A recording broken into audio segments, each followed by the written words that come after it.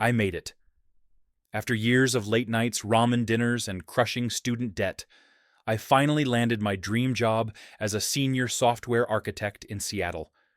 $240,000 a year.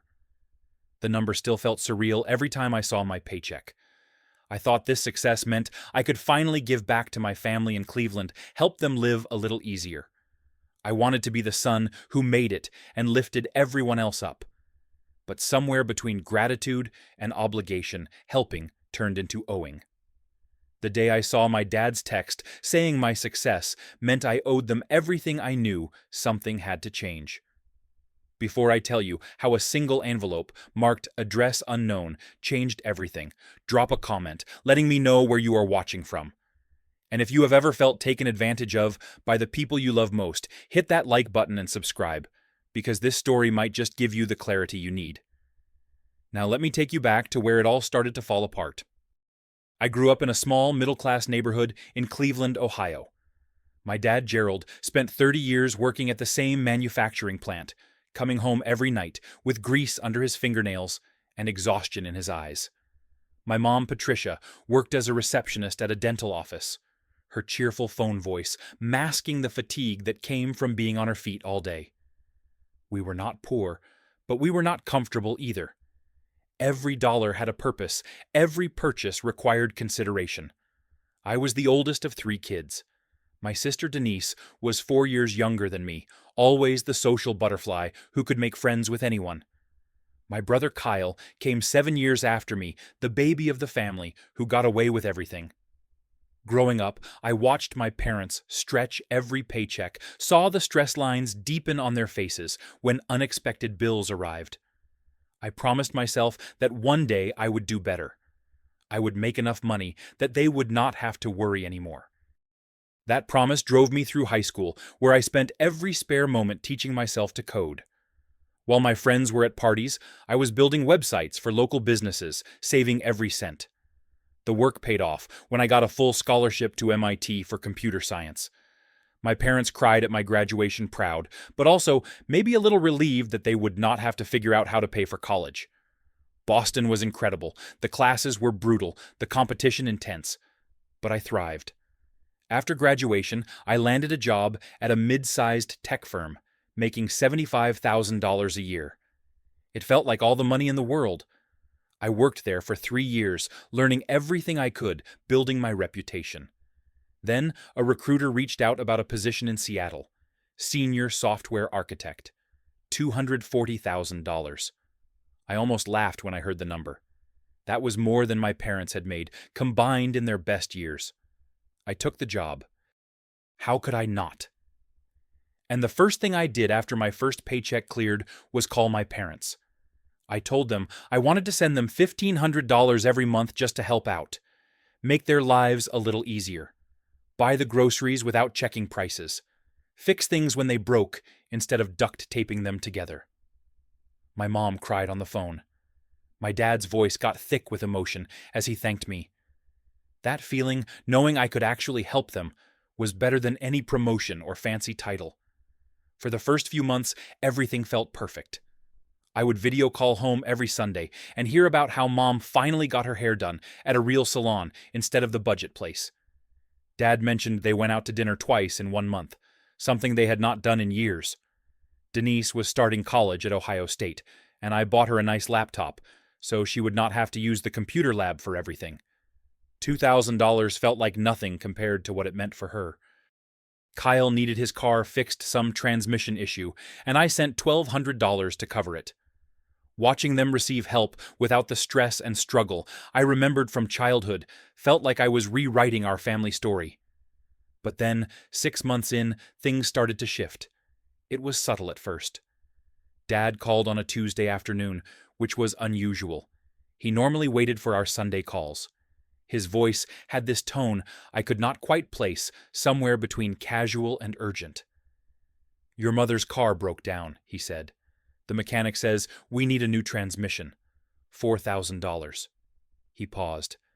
"We could really use your help with this one." I felt a small twist in my stomach, but pushed it aside. Of course I would help. That is what family does. I transferred the money that afternoon. 2 weeks later, Denise called.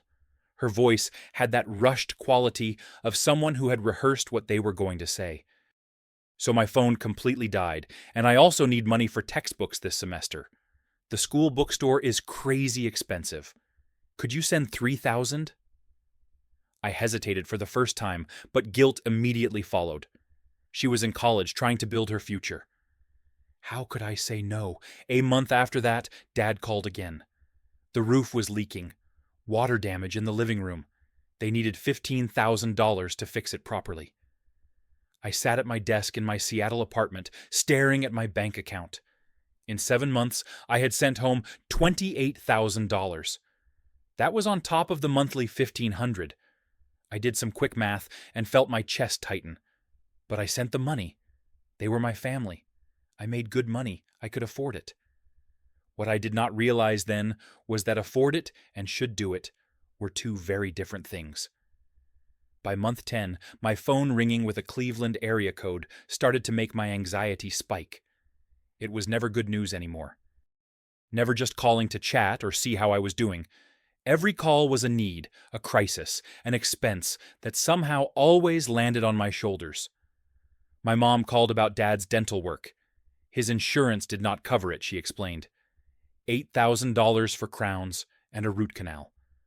When I asked why they could not use their savings, her voice went cold. We raised you for 18 years, Columbus. We sacrificed everything. And now you are going to question helping us when we need it. The guilt hit like a physical weight. I transferred the money and felt sick about it for days.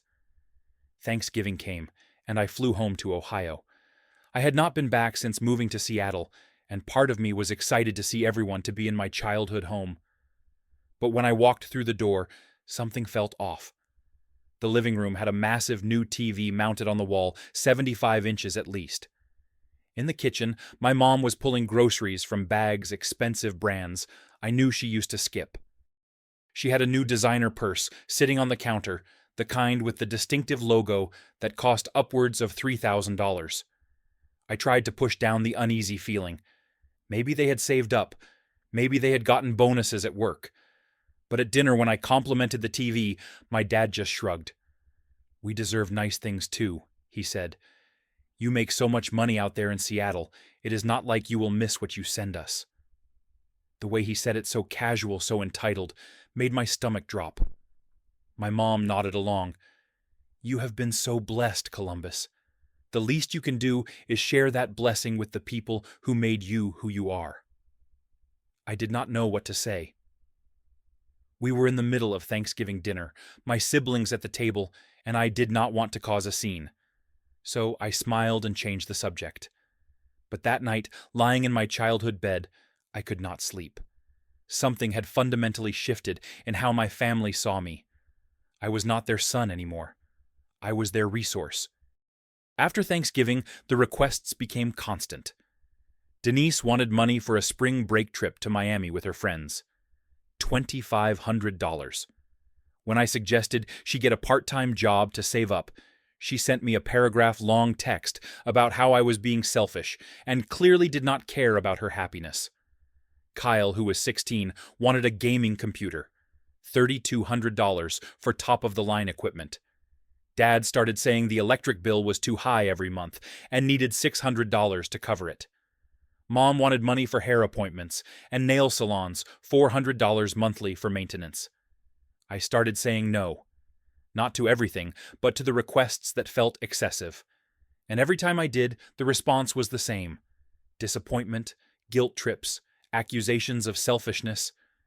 Denise sent angry texts calling me heartless. Kyle stopped responding to my messages altogether, but it was my dad's reaction that hurt the most. He would call, and his voice would be cold, distant. We sacrificed everything for you, he would say. We worked ourselves to the bone to give you a good life, and now you act like we are begging. I tried to explain that I had already sent them over $70,000 in 18 months, that I had my own bills, my own life, to build my own future to save for. But every explanation was met with the same response. You do not get to decide when you have paid us back. As long as you are making that kind of money, you owe us." March of the following year brought everything to a head. Dad called on a Saturday morning. He wanted to renovate the kitchen. New cabinets, new appliances, new countertops. The whole thing. $50,000. When I said no, when I finally put my foot down and said that was too much, that I could not keep doing this, he exploded. "Your own life. Everything you have is because of us. We fed you, clothed, you put a roof over your head for 18 years. You think you did all that yourself. I stayed calm, or tried to. And I have sent you over $70,000 in 18 months. That is more than enough payback for raising me, which, by the way, is what parents are supposed to do. You chose to have kids. I did not ask to be born, owing you a debt for the rest of my life." He hung up on me. Just a click and silence.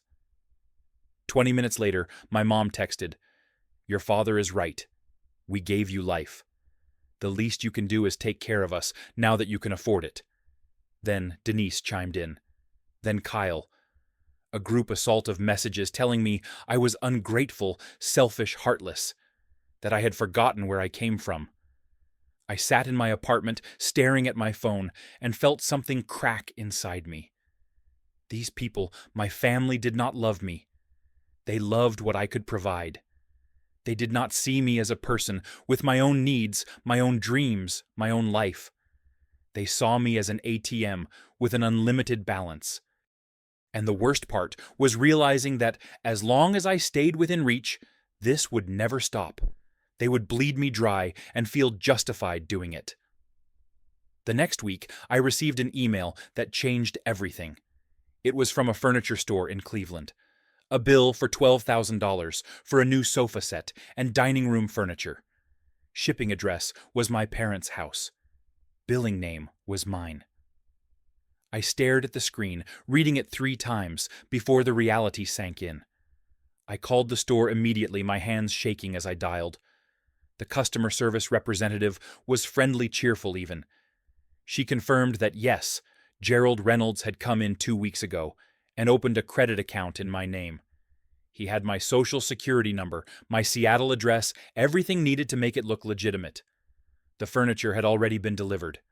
I asked how he got my information. She could not tell me, but I knew. I had given it to them years ago, for tax documents, for emergency contact forms, trusting them because they were family. Before I could process that betrayal, my phone rang. A car dealership in Cleveland. They were calling to confirm the co-signing paperwork for Denise's new car.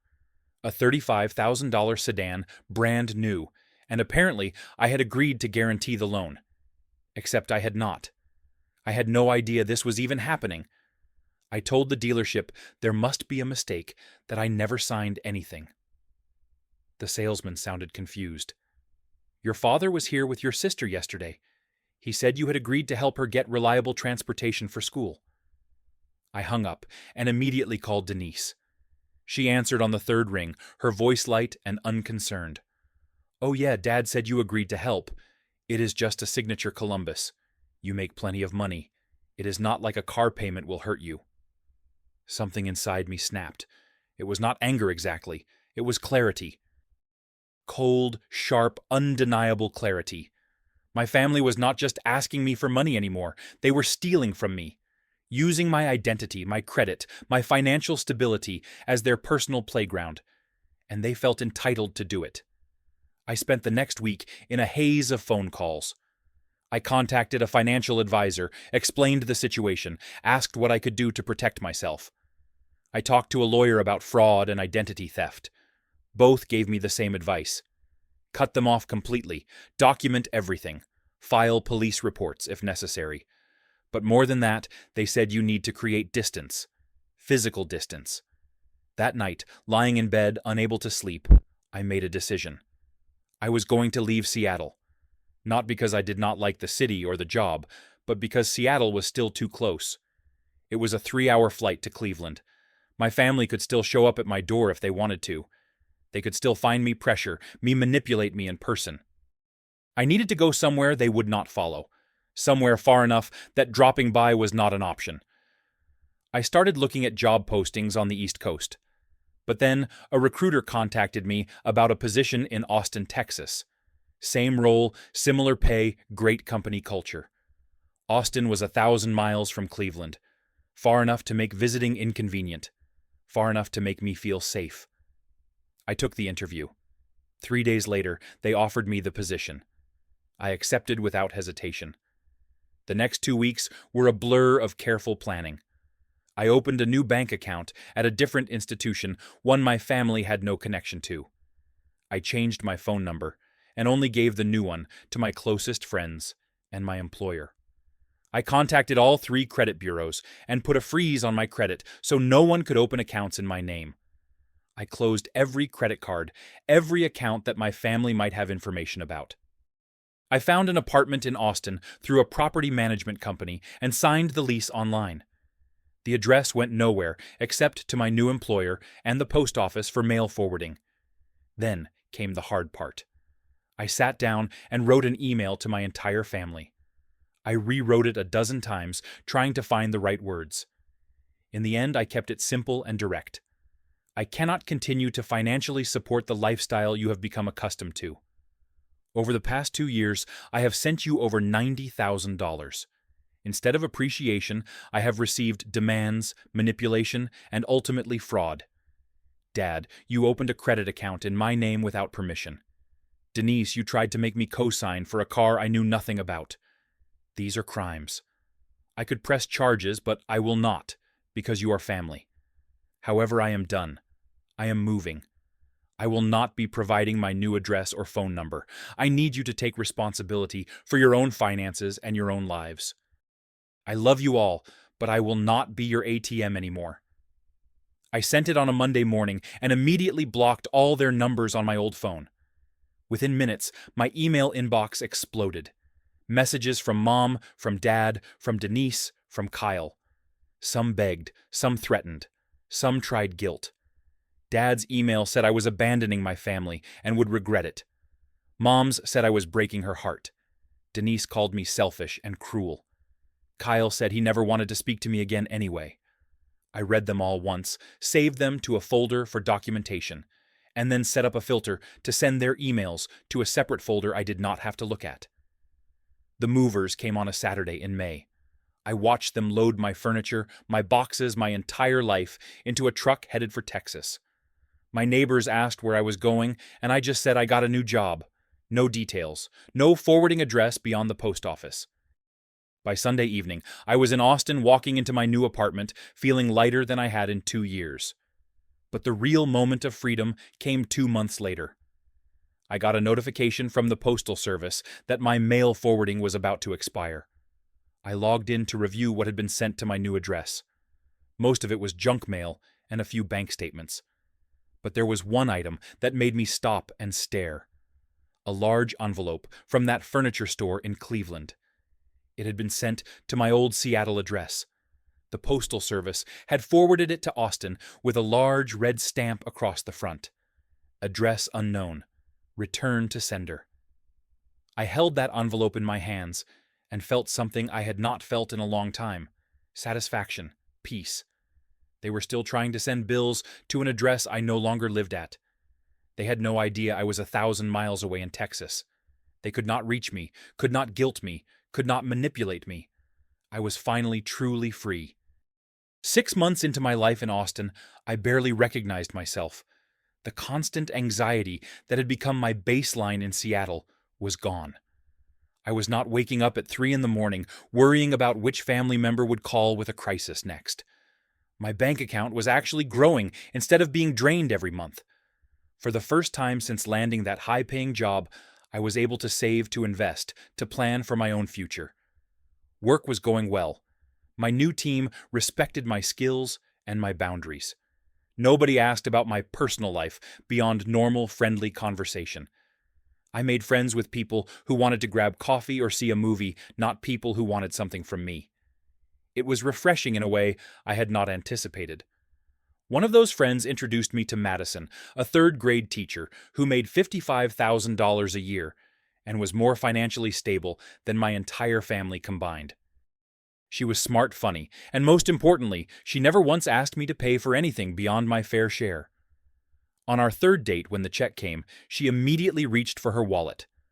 When I offered to cover it, she smiled and said, "How about we split it? I make my own money." That simple statement almost made me emotional. I found myself thinking about what normal looked like, what healthy relationships looked like. Madison would talk about her family, about Sunday dinners with her parents, and game nights with her siblings. And I realized that none of her stories involved money. They just enjoyed each other's company. They supported each other emotionally, not financially.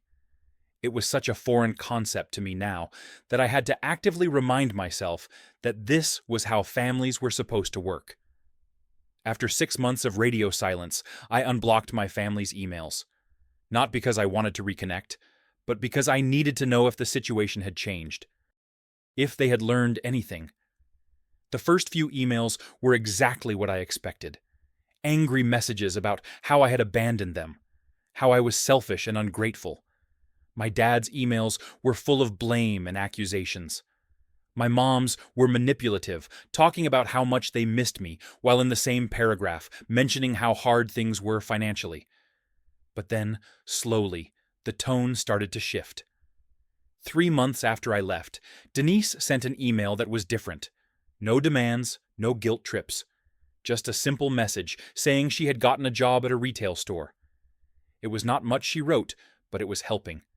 She was learning to budget. It was hard, but she was managing. I did not respond, but I felt something that might have been pride. Maybe a little bit of hope. Kyle never reached out. That was fine. He was still young, still probably angry. Maybe one day he would understand. Or maybe he would not. I was learning that I could not control how other people reacted to my boundaries. My dad's final email came 4 months after I moved. It was not an apology. Gerald Reynolds did not apologize.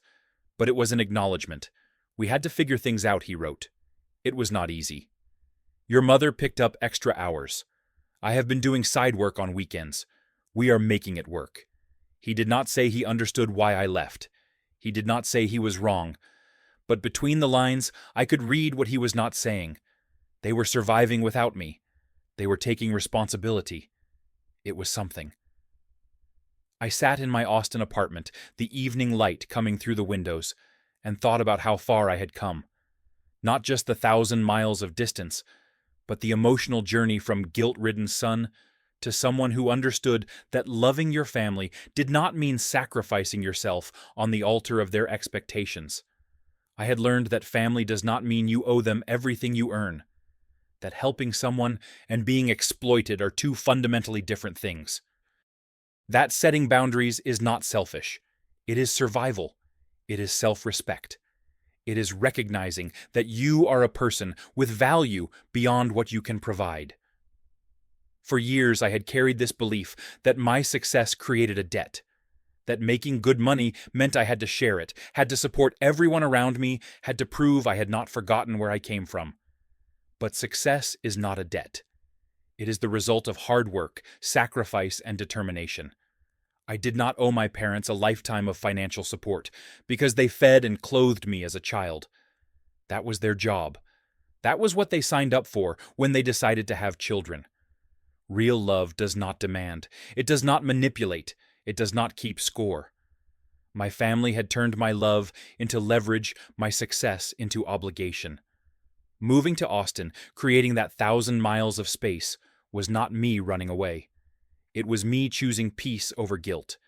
It was me choosing my future over their expectations. It was me finally understanding that I mattered too. I thought about that envelope with address unknown stamped across it. In a way, that was the perfect metaphor for what I had done. I had made myself unknown to the people who only valued me for what I could give them. I had erased myself from the place where I was seen as a resource rather than a person. And in doing so, I had found myself again. Madison asked me once why I never talked about my family. We were having dinner at her apartment, and she had just gotten off a video call with her parents. I hesitated, not sure how to explain, without sounding bitter.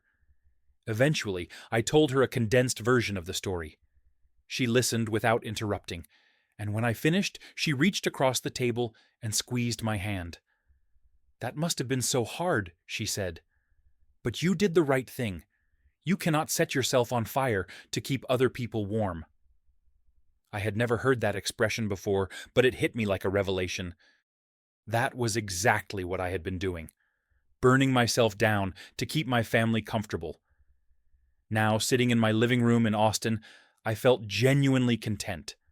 My savings account was healthy. My credit score had recovered from the damage my father's fraudulent account had done. I had friends who liked me for me. I had a girlfriend who valued partnership over provision. I had a job I enjoyed without the constant stress of knowing my paycheck was already spent before it even hit my account. Did I miss my family sometimes? I missed the idea of them, the version of them that existed before money poisoned everything. I missed Sunday dinners and inside jokes and feeling like I belonged somewhere. But I did not miss the anxiety. I did not miss the manipulation. I did not miss being seen as a wallet instead of a person.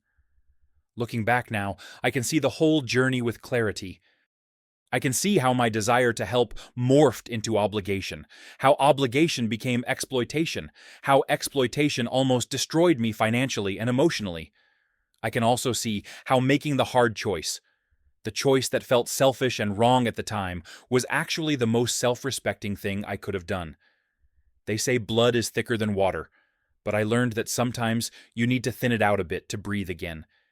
And if creating 1,000 miles of distance was what it took to find myself to build a life based on mutual respect rather than financial obligation, then it was 1,000 miles well spent.